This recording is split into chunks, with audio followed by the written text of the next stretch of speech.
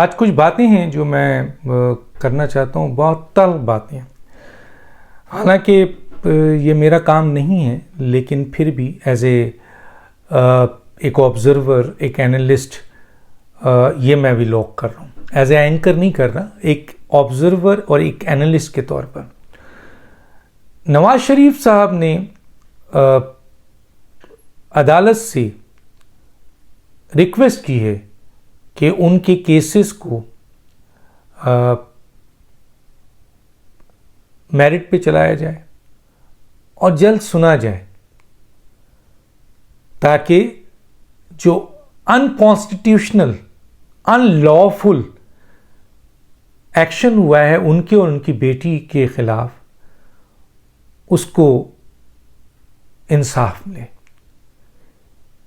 नवाज शरीफ, देखिए मैं फिर कह रहा हूं, मैं ऑब्जर्वर की हैसियत से, एक एनालिस्ट की हैसियत से, जो मुझे महसूस है और जो मेरे पास मालूमात है वो मैं आपसे शेयर कर रहा हूं।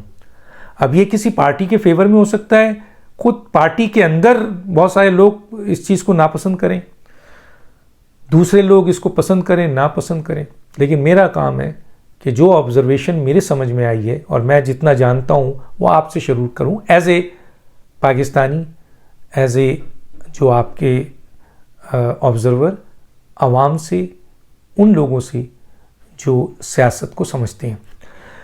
नवाज शरीफ की अपील है।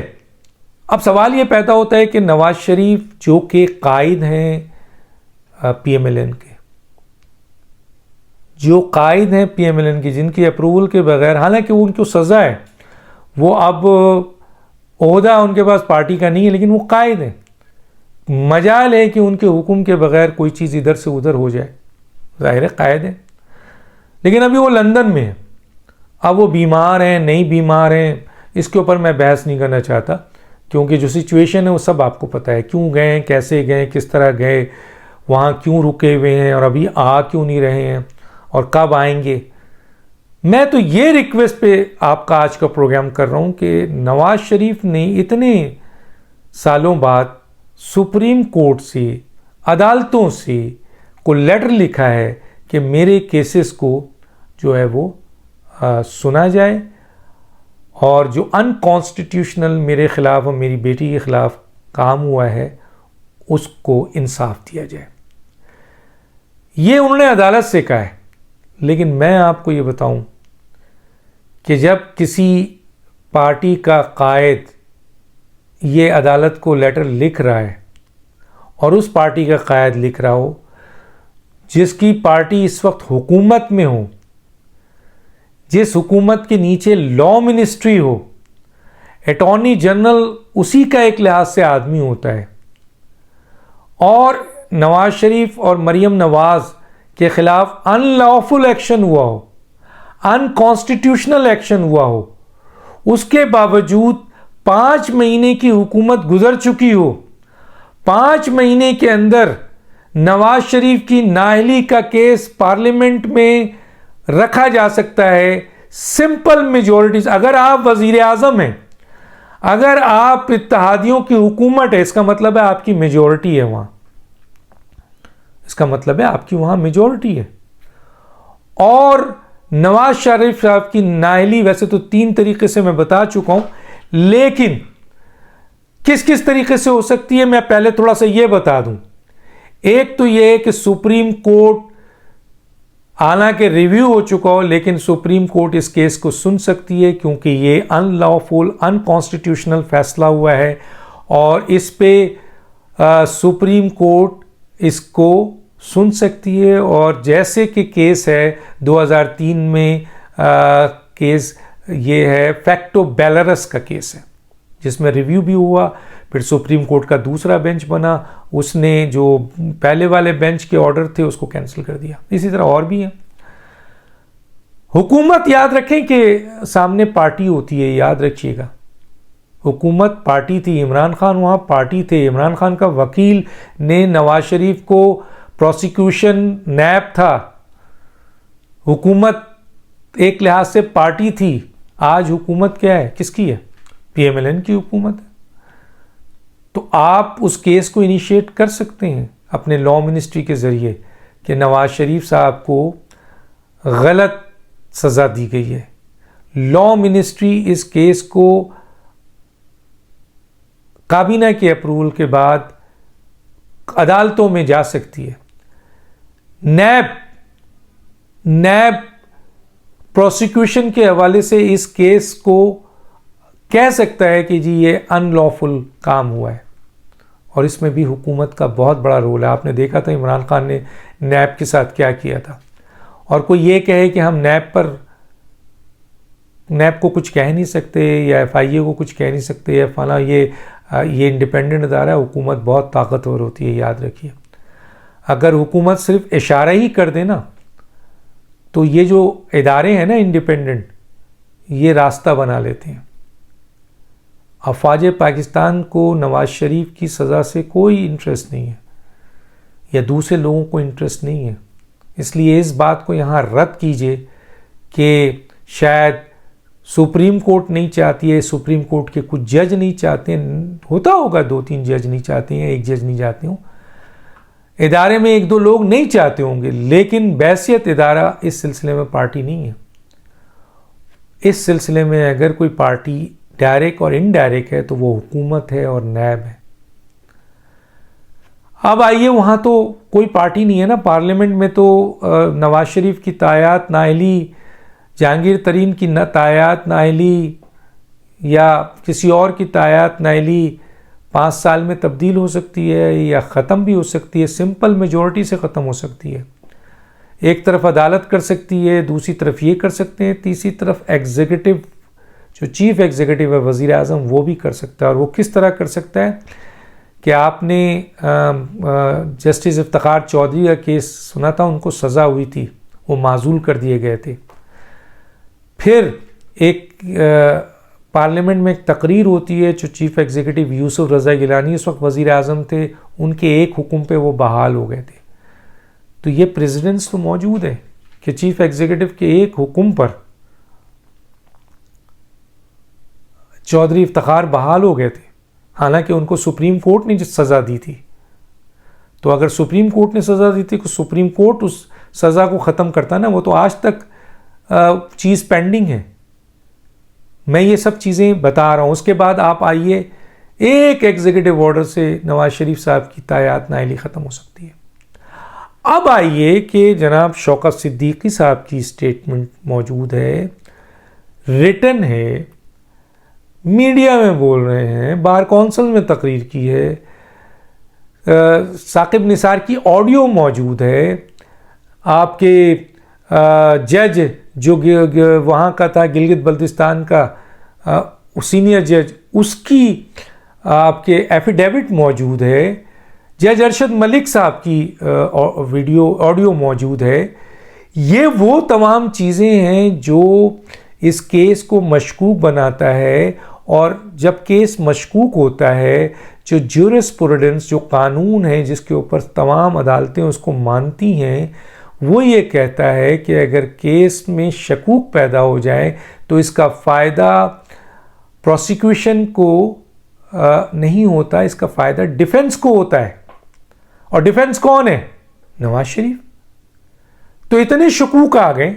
अब मुझे बताइए कि क्या मौजूदा हुकूमत इन चीज़ों को, जो साकिब निसार की ऑडियो है, जो उनका एफिडेविट है, जज अरशद मलिक की ऑडियो है, और इसी तरीके से आपका शौकत सिद्दीकी की स्टेटमेंट है, हलफनामा है, इसको बेस बनाकर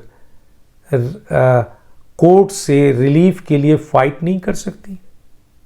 कर सकती है, क्यों नहीं कर सकती? लेकिन क्या ये हुकूमत इसको इम्पोर्टेंट दे रही है? क्योंकि तायात नाअहली तो मैंने बता दिया 3 झटके से गिर गई। और ये जो इवन फील्ड का केस है या दूसरा केस है, ये आपके इस शकूक की बुनियाद पर, और भी बहुत से फैक्टर्स हैं, लेकिन इस शकूक की बुनियाद पे ख़त्म हो जाता है। नवाज शरीफ साहब को सज़ा दी गई इवन फील्ड में या अल अजीज़िया में, सवाल ये पैदा होता है, फिर वो सस्पेंड हुआ आपका एक तो आइन का आर्टिकल 13 ये कहता है कि सेम केसेस में 3 प्रोसिक्यूशन नहीं हो सकती, 3 सज़ा नहीं हो सकती और 3 आपके केसेस नहीं बन सकते। तो यहाँ बना है।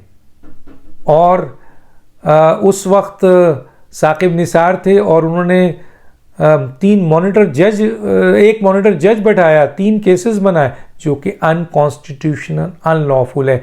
अगर हुकूमत इसको भी लेके फाइट करे, इसको उठाए किसी भी तरीके से, लॉ मिनिस्ट्री उसके पास है, लॉ मिनिस्ट्री से वो बहुत से ये मसले अदालत तक ले जा सकती है।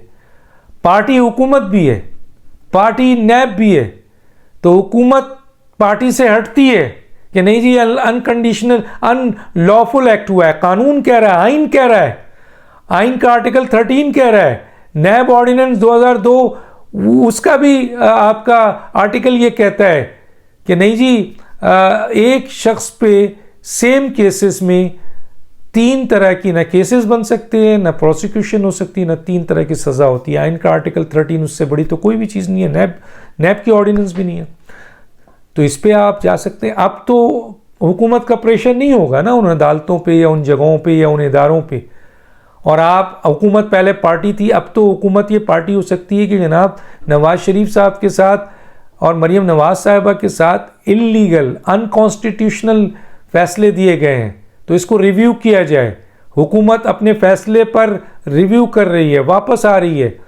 तो इन चीज़ों पे हुकूमत क्या कर रही है? तो कहने का मतलब ये है कि